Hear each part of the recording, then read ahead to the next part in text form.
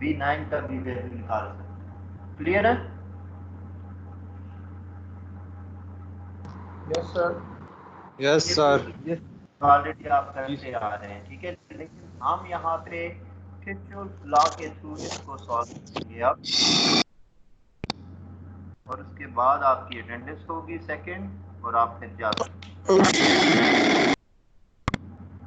कौन थक गया है मुझसे ज्यादा? तो किरचॉफ लॉ के थ्रू हम इसको क्यों सॉल्व कर रहे हैं? क्योंकि वो एक ही लॉ है, वो सिंपल इसको सॉल्व कर लेता है एक ही स्टेप के अंदर। यहाँ पे हमने कम से कम जितने एलिमेंट्स हैं उतने स्टेप्स हैं। लेट्स सपोज मेरे पास 4 एलिमेंट्स हैं, V1 V2 V3 और V4, 4 तो ये स्टेप्स आ गए, और उससे पहले मैंने R टोटल निकाला 5, फिर हमने I टोटल निकाला 6, टोटल 6 स्टेप्स के अंदर इस सर्किट को हमने सॉल्व किया है। लेकिन KVL के थ्रू आप इसको सिंपली एक ही स्टेप के अंदर सॉल्व कर सकते हैं, और वो कैसे सॉल्व होता है वो हम कर लेते हैं। You are already familiar with it, और फिर आप ये अटेंडेंस हो जाएगी। सो केवीएल क्या है, पहले इसको देख लेते हैं। Kirchhoff voltage law.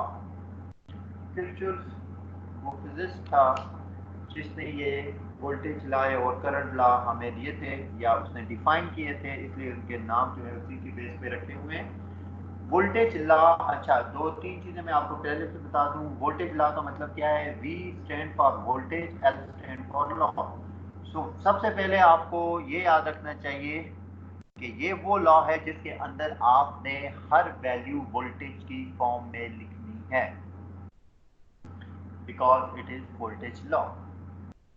तो जो भी टर्म इसकी इक्वेशन में आप लिखोगे वो वोल्टेज की फॉर्म में होगी। By definition Kirchhoff voltage law क्या है?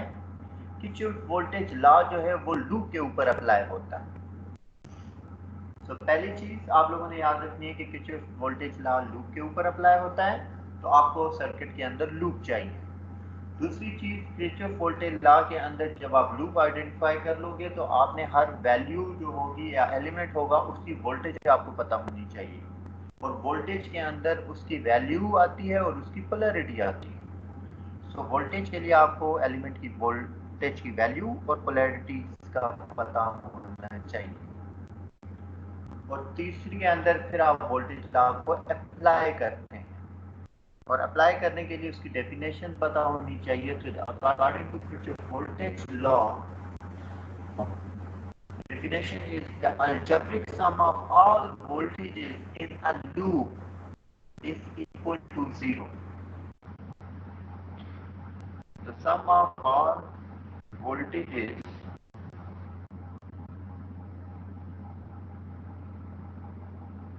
where I from n is equal to 0. ये आपके पास वोल्टेज लॉ है। उसकी दूसरी डेफिनेशन आप ये भी लिख सकते हैं, the algebraic sum of all voltage rise is equal to the sum of all voltage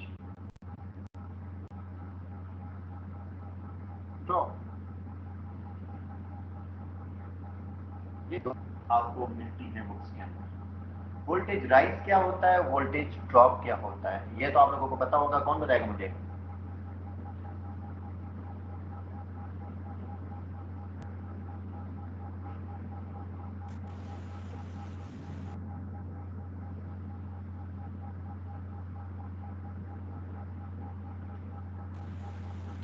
Anyone?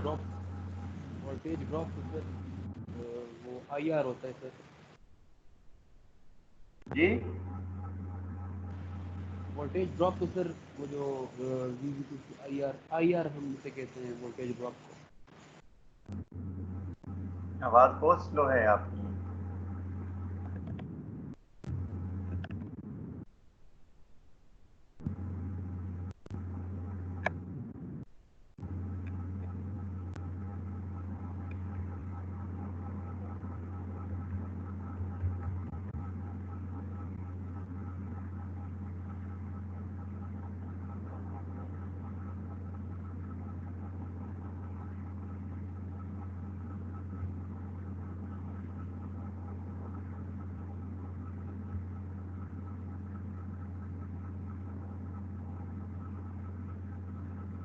हो गए हैं सारे?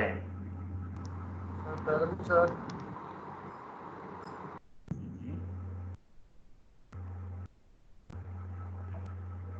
सो वोल्टेज राइज वो का मतलब होता है कि आप वोल्टेज ड्रॉप का मतलब होता है, अभी हमने देखा था, चले पहले मैं वोल्टेज ड्रॉप को शो कर देता हूँ, फिर आपको राइज के बारे में बताता हूँ। डायग्राम की तरफ अगर आप आते हैं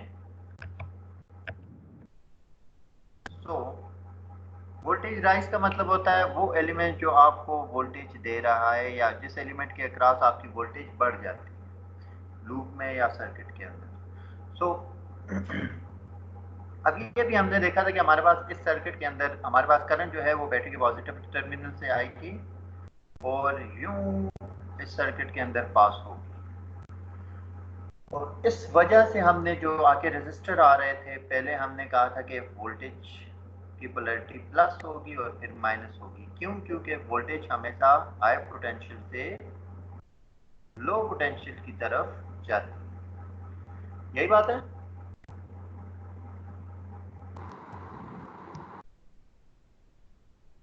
हेलो मूसा, यस यही सर। बात है। Yes sir. जी सर, ठीक है सर। वोल्टेज राइज सोर्स पे होगा और जो रेजिस्टर लगे हुए हैं सेपरेटली उनमें वोल्टेज ड्रॉप होगा। ठीक है, अब इन्हीं रजिस्टर हर रजिस्टर के ग्राफ बिल्कुल इसी तरह से होगा, लेकिन अगर आप वोल्टेज सोर्स पे आते हैं तो यहाँ पे देखें आपके पास जब करंट यहाँ से वोल्टेज सोर्स की नेगेटिव टर्मिनल की तरफ वापस आती है तो उसके बाद अगर आप वोल्टेज सोर्स को इग्नोर करके ऊपर करंट की डायरेक्शन देखें तो आप कहेंगे कि यहाँ पे तो करंट हमारे पास नीचे से ऊपर की तरफ आ रही है जो कि शो नहीं हो रही। तो इसका मतलब क्या हुआ कि यहाँ पे अगर करंट मूव भी हो रही है तो वो नेगेटिव से पॉजिटिव टर्मिनल की तरफ जा रही है।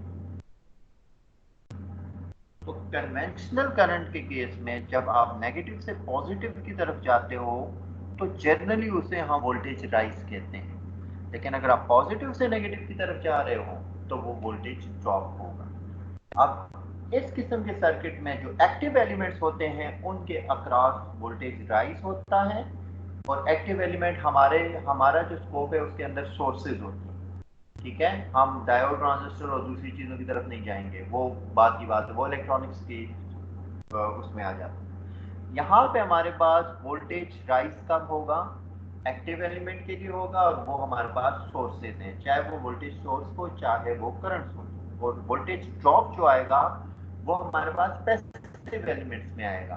और पैसिव एलिमेंट्स हमने लास्ट लेक्चर में देखा था कि हमारे पास रेजिस्टर भी हो सकता है, कैपेसिटर भी हो सकता है और इंडक्टर भी हो सकता है। तो तीनों में कोई भी हो तो वो हमारे पास वोल्टेज ड्रॉप के केस में आएंगे। सर्किट के अंदर अगर आ रहे हैं तो आपने ये देखना है कि अगर प्लस से माइनस की तरफ करंट जा रही है तो वो वोल्टेज ड्रॉप है, और अगर माइनस से प्लस के रिस्पेक्ट से आ रही है तो वो वोल्टेज राइज आएगा।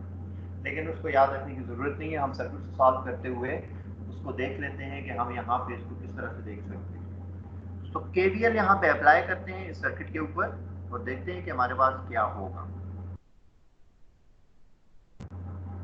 तो केवीएल अप्लाई करने के लिए हमारे पास जो पहला स्टेप आता है वो क्या है कि आपने सर्किट के अंदर लूप आइडेंटिफाई करनी है, क्योंकि केवीएल के लिए हमारे पास केवीएल लूप के ऊपर अप्लाई होता है। So it's up to you. इस सर्किट के अंदर अगर आप देखें तो एक ही लूप है, एंड आई टोल्ड यू कि आप एक नोड से स्टार्ट करेंगे और वापस उस नोड पे आएंगे। ठीक है, तो आप किसी भी नोड से स्टार्ट कर सकते हैं। यहाँ पे ये एक नोड है जो कि 10 वोल्ट के ऊपर और 2K से पहले आ रही है, दूसरी नोड 3 और 2K के दरमियान में है, तीसरी नोड 3 और 2K जो नेक्स्ट आ रहा है उसके दरमियान में है, चौथी नोड 2K और 4K के दरमियान में है, और पांचवी नोड जो कि ग्राउंड नोड है वो 4K और बैटरी के नेगेटिव टर्मिनल के दरमियान। तो आप किसी भी नोड से स्टार्ट कर सकते हैं अपने लूप। सो मैं लेट्स सपोज 2K और 4K के दरमियान वाली में से अपने लूप को स्टार्ट करता हूँ और उसे काउंटर क्लॉकवाइज शो कर देता हूँ। इट्स अप टू यू, आप उसे क्लॉकवाइज भी शो कर सकते हैं, काउंटर क्लॉकवाइज भी शो कर सकते हैं। So this is my KVL loop. अब इसके ऊपर मुझे केवीएल अप्लाई करना है। केवीएल अप्लाई करने से पहले आपको मैंने दो चीजें बताई थी। एक पहली चीज ये थी कि मैंने आपको कहा था कि केवीएल वोल्टेज की इक्वेशन है और वोल्टेज को अप्लाई करने से पहले आपको हर वैल्यू जो है वो वोल्टेज में चाहिए। तो इस लूप के अंदर जो जो एलिमेंट आ रहा है उसकी वोल्टेजेस आपको पता होनी चाहिए। अगर आपको वोल्टेजेस नहीं पता तो उसको आप खुद से नाम दे सकते हैं, और अगर आप नाम भी नहीं देना चाहते हैं तो उसकी वैल्यू आपको पता होनी चाहिए इन टर्म्स ऑफ इक्वेशन। ठीक है, तो ये तीनों में से कोई भी ऑप्शन आप दें। एक तो या तो आपको वोल्टेज की वैल्यू गिवन हो, या आप वोल्टेज की वैल्यू नहीं गिवन तो उसको अपनी मर्जी से कोई वोल्टेज का नाम दे दो, और तीसरी ये है कि वोल्टेज की इक्वेशन को यूज करते हुए वहां पे उसकी वैल्यू लिख दो। तो और ये करने के लिए आपको एक और चीज चाहिए, और वो मैंने आपको कहा था कि जब भी वोल्टेज का वर्ड आता है तो आपके पास दो पॉइंट्स होते हैं, high potential points and low potential points. High potential points and low potential point. So वो हम यहाँ पे हमें पोलैरिटीज गिवन होनी चाहिए, क्योंकि हाई पोटेंशियल वाला पॉइंट पॉजिटिव होता है और लो पोटेंशियल वाला पॉइंट नेगेटिव होता है। सो हर एलिमेंट की पोलैरिटी आपको चाहिए। सो जो पहला 2k है उसकी पोलैरिटी को करंट की डायरेक्शन को देखते हुए हमने साइन कर दिया है। इसी तरह हर एलिमेंट की आप पोलैरिटी, एक्चुअल पोलैरिटी क्या होगी वो आप देंगे। 3k के क्रॉस भी बिल्कुल करंट हमारे पास लेफ्ट से राइट की तरफ जा रही है, तो मैं यहाँ पे पोलैरिटी शो कर देता हूँ। इसी तरह 2k की भी पोलैरिटी मैंने शो कर दी है, बिल्कुल इसी तरह से 4k की पोलैरिटी भी शो कर दी है। ये पोलैरिटी मैंने करंट की डायरेक्शन को देखते हुए शो की, ना कि केवीएल को देखते हुए, ये याद रखिए। एक्चुअली करंट मेरे पास यहाँ से सोर्स से आ रही है ऊपर की तरफ पॉजिटिव टर्मिनल से, 2k में से वो लेफ्ट से राइट से की तरफ जा रही है, तो प्लस पहले लिखा माइनस बाद में, एंड सो ऑन। हालांकि केवीएल की लूप इसके बिल्कुल ऑपोजिट फिलहाल मैंने ड्रॉ की है, तो इसको इसके साथ फिलहाल इसको इसके साथ आप लोगों ने कंफ्यूज नहीं करना। पोलैरिटीज आ चुकी हैं। दूसरी चीज केवीएल के लिए चाहिए आपको हर एलिमेंट के क्रॉस वोल्टेज पता हो। तो जो सोर्स है इसके क्रॉस तो लिखा हुआ है कि आपके पास 10 वोल्ट्स हैं, लेकिन बाकी एलिमेंट्स के क्रॉस क्या वोल्टेज की वैल्यूज हैं? No, sir. No, sir. नहीं, वहां पे रेजिस्टेंस की वैल्यूज। तो दूसरी ऑप्शन आपके पास क्या है? या तो यहाँ पे आप अपने से कोई नाम दे दे। लेट्स सपोज मैं कुछ नाम दे देता हूँ, मैं इसको V1 कह देता हूँ, 3 को V2 कह देता हूँ। आप अपनी मर्जी से कुछ नाम दे सकते हैं। बाकियों में को मैं फिलहाल नाम नहीं देता, बल्कि मैं कहता हूँ कि जो ये 4k वाला है इसकी वैल्यू क्या हो सकती है, फार्मूला यहाँ पे अप्लाई कर देता हूँ। मैं देखता हूँ कि 4k में से अगर कोई करंट पास हो रही है तो टोटल करंट पास हो रही है, और according to Ohm law V is equal to IR होता है। तो अगर मैंने 4k के लिए V लिखना है फार्मूला के रिस्पेक्ट से, तो वो क्या आएगा? That will be equal to I की वैल्यू तो सबके लिए सेम है, तो वो I ही आएगा। और R यहाँ पे क्या है? 4k है, तो मैं इसको लिख सकता हूँ 4k into I, and this is the value of this 4k resistor। तो या आप खुद से नाम दे दो या फार्मूला को यूज करते हुए उसकी वैल्यू लिख दो। इसी तरह ऊपर वाला जो 2k है उसको भी मैं V3 का नाम दे देता हूँ, और मुझे पता है कि सीरीज सर्किट है तो V3 और V1 इक्वल होंगे क्योंकि दोनों की रेजिस्टेंस है। तो जो जो चीजें आपको सर्किट सॉल्व करते हुए पता है वो साथ साथ आप नोट करते रहें। अब हमने वोल्टेज की पोलैरिटीज दे दी हैं, वोल्टेज के नाम भी दे दिए हैं, वोल्टेज की वैल्यूज भी लिख दी है। उस लूप के लिए वो इस लूप की को भी आइडेंटिफाई कर लिया है, उसकी डायरेक्शन भी डिफाइन कर लिए। अब मैं केवीएल अप्लाई करूंगा। तो केवीएल के दो फार्मूलाज हैं, total voltage algebraic sum of all voltages is equal to 0 और voltage rise is equal to voltage drop. ठीक है, तो इन ये डेफिनेशन के पॉइंट ऑफ व्यू से आप लोगों ने इसको याद रखना है। मैं प्रैक्टिकली सिंपल इसको अप्लाई करूंगा ताकि अगर किसी को डेफिनेशन याद ना भी हो तो भी उसको प्रैक्टिकली आप उसको सॉल्व कर सकें। तो केवीएल लूप के ऊपर यहाँ पे आ जाएंगे हम लोग, तो मैं एक ही दफा अप्लाई करूंगा और फिर हम रिडंडेंस लेंगे और आप फिर जा सकते हैं। तो यहाँ से आप देखेंगे आप, अच्छा लूप की डायरेक्शन आपकी मर्जी है किस डायरेक्शन में आप उसे लिखते हो, लेकिन एक ही लूप के अंदर जब आप डायरेक्शन डिफाइन कर दो फिर उसे चेंज नहीं कर सकते, पहली चीज़। दूसरी चीज़, अब मैं लूप के ऊपर मूव करूंगा और अपनी वैल्यूज लिखूंगा, और वैल्यूज लिखने का मतलब ये है कि मैं केवीएल अप्लाई कर दूंगा। सो जब आप केवीएल अप्लाई करेंगे तो आप किसी एक डायरेक्शन में मूव करेंगे, और जब एलिमेंट पे पहुंचेंगे तो एलिमेंट का आपने कोई एक साइन उठाना है, या पहला साइन उठाओगे आप या दूसरा साइन उठाएंगे। अगेन आपकी मर्जी है, पहला साइन उठाते हो या दूसरा साइन। लेकिन अगर एक लूप के अंदर आपने पहले एलिमेंट का पहला साइन उठाया है तो फिर हर एलिमेंट का पहला साइन उठाओगे, और अगर पहले एलिमेंट का आपने दूसरा साइन उठाया है तो फिर पूरे लूप के अंदर हर एलिमेंट का दूसरा साइन उठाओगे। हाउ? मैं पहले इसके ऊपर केवीएल अप्लाई कर देता हूं ताकि आपको क्लियर हो सके। यहाँ से जब मैं इसे स्टार्ट करता हूं तो मुझे एक एलिमेंट मिलता है जिसकी वैल्यू है 42K, दिस वन। पहले मैं यहाँ पे पहुंचता हूँ क्योंकि मैं इस नोड से स्टार्ट हुआ हूँ, दिस इज माई नोड, जो भी है, क्योंकि हम लूप के लिए नोड से स्टार्ट होते हैं। यहाँ से जब मैं ऊपर की तरफ गया अपने लूप केवीएल की डायरेक्शन में तो मुझे एक मिला 2K रजिस्टर। अब इसके साइन में देखता हूँ तो पहले मुझे माइनस साइन मिलता है, बाद में जब एलिमेंट को मैं क्रॉस करता हूँ तो प्लस साइन मिल जाता है। तो अब आपकी मर्जी है पहला साइन उठाते हैं या दूसरा साइन उठाते हैं। मैं जनरली पहला साइन उठाता हूँ। तो यहाँ पे पहला साइन माइनस में है तो मैं यहाँ पे माइनस लिख देता हूँ, और इसकी वोल्टेज की वैल्यू उठानी है। रिमेंबर, वोल्टेज की वैल्यू, क्योंकि केवीएल वोल्टेज की इक्वेशन है। क्या इसकी वोल्टेज है? जी, इसकी वोल्टेज तो नहीं है, लेकिन उसकी वैल्यू नहीं है, लेकिन उसकी रिप्रेजेंटेशन उसने शो की हुई है V1 है। सो ये मैंने यहाँ पे लिख दिया। इस एलिमेंट की वोल्टेज आ चुकी है। अब यहाँ से ऊपर की तरफ मैं वॉक करता हूँ तो मुझे एक और एलिमेंट मिलता है और उसका पहला साइन अगेन माइनस में है। तो मैं अब पहले एलिमेंट का मैंने पहला साइन उठाया है तो अब हर एलिमेंट का मैं पहला साइन उठाऊंगा। अब यहाँ पे अगेन मैंने वैल्यू लिखनी है। वोल्टेज की वैल्यू क्या है? यहाँ पे V2 है, तो मैं यहाँ पे लिख देता हूँ इसकी वैल्यू V2 है। Same is the case for next one.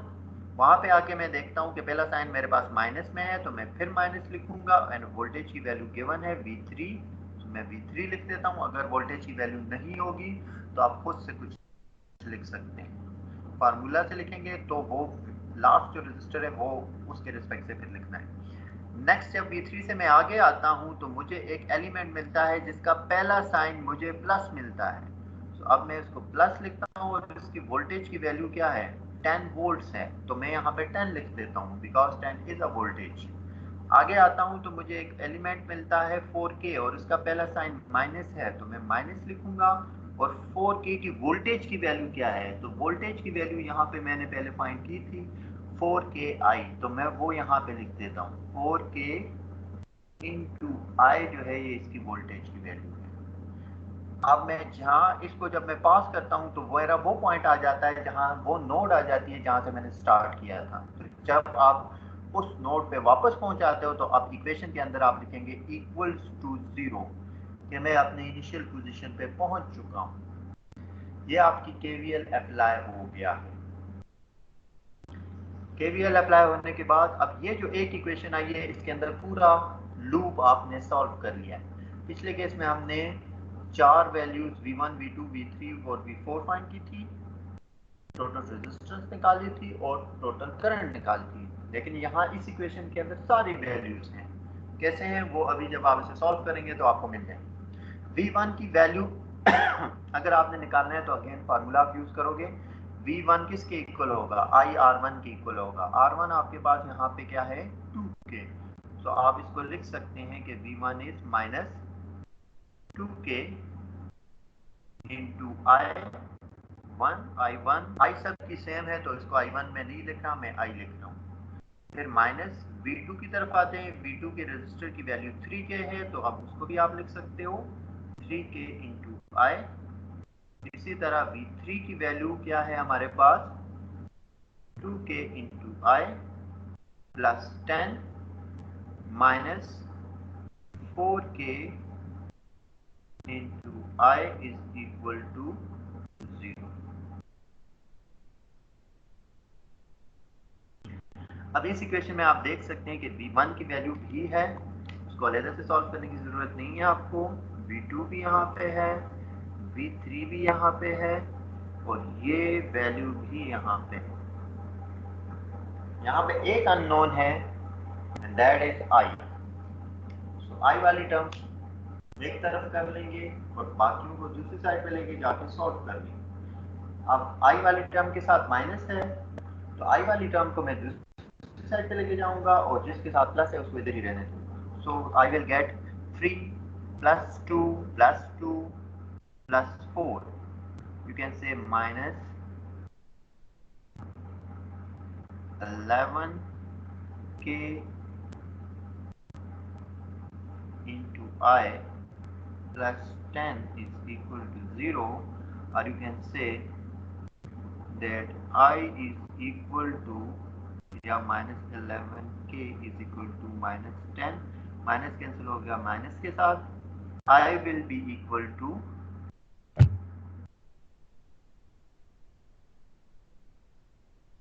10 divided by 11k and that is again equal to 0.9 milliampere. This is your current. अब इस करंट की वैल्यू यहाँ से उठा के जब आप इसमें पुट करेंगे तो V1 मिल जाएगा आपको, जब आप इसमें पुट करेंगे तो V2 मिल जाएगा, you will get V3 from here as well and the value of the 4k resistor as well. So सारा एक ही इक्वेशन के अंदर सॉल्व हो जाता है। क्लियर है? Yes, sir. Yes, sir.